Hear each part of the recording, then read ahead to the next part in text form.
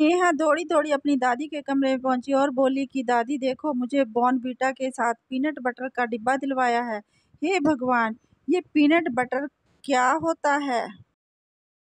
हमने तो अपने ज़माने में कभी नहीं सुना, दादी ने मुंह बनाते हुए कहा। नेहा ने कहा, दादी से ब्रेड पर लगाकर खाते हैं, यह मुझे बहुत अच्छा लगता है, एक बार आप भी इसे जरूर खाकर देख। नेहा खुश होकर बोली। पोती की बात सुनकर दादी गुस्से में बोली, हाँ मेरा बेटा कमाता है, तुम दोनों माँ बेटी को कोई शर्म नहीं आती है। मेरे बेटे की कमाई को उड़ाते हैं, फिर आजकल पता नहीं क्या क्या नई चीज़ें चल पड़ी हैं, टीवी में देख कर तभी ले आती हो। सासू माँ इतने गुस्से में चिल्ला रही थी कि उनका कहा एक एक शब्द तीर की तरह मेरे सीने में लग रहा था। सुमन ने सारा बैग रसोई में रख दिया और अपने कमरे में चली गई। सोचने लगी कि कुछ भी नया नहीं। जब भी कोई बाजार से घर का सामान लेकर आती हूँ तो सासू माँ इसी तरह उस पर बरस पड़ती हैं। अगर घर में बच्चों की फरमाइश नहीं पूरी करेंगे तो फिर कैसे होगा। आजकल ज़माना बदल गया, हर किसी को ऐसा समझ में नहीं आता कि पैसे खर्च करती हूँ मगर किसके लिए। छोटी छोटी बातों के लिए भी मुझे ताने क्यों मारे जाते हैं। सास को कौन समझाए। कुछ दिनों के बाद घर में तीज मनाई जाती है। सुमन ने अपनी नंदे और जवाई को न्योता दिया। बहू घर में बेटी और जवाई ने आना है, इसलिए पकवान और मिठाइयाँ अच्छी दुकान से लेकर आना, साथ में विदाई के लिए अच्छी साड़ियाँ और गिफ्ट लेकर आना जो सबको पसंद आ जाए। सासू माँ ने बहू से कहा। अब उन्हें इस बात से कोई मतलब नहीं कि बहू इतना खर्चा कैसे करेगी, क्योंकि घर के बजट की चिंता तो सिर्फ उसे ही होती है। बहू ने अपनी मायके से मिली साड़ियों को अच्छी तरह पैक कर दिया। खाने में बहुत अच्छी चीज़ें बनाई। सुमन ने सबकी खातिरदारी में कोई कसर नहीं छोड़ी। जिसने जो मांगा उसे वही दिया। बारी आई विदाई की। अपनी नंदों को साड़ियाँ, बच्चों को कपड़े, खिलौने, जीजा जी के लिए लिफाफे में पैसे डाल दिए और सबको दे।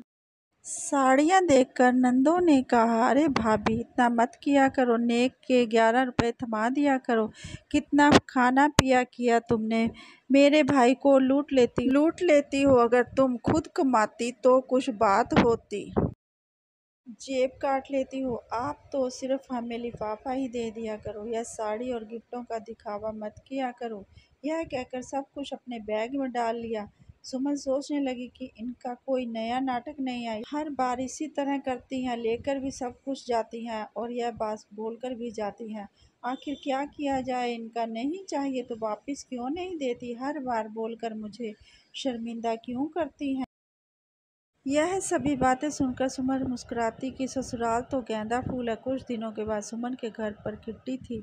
सुमन ने नीले रंग की चौड़े बॉर्डर वाली साड़ी पहनी, सभी का स्वागत कर रही थी। तभी मिसेज वर्मा बोली, तुम्हारी साड़ी तो बहुत सुंदर है। मैंने कहा कि 2 दिन पहले ही शोरूम से खरीदी और तुम्हारे गले में जो डायमंड है वह भी बहुत ही सुंदर है।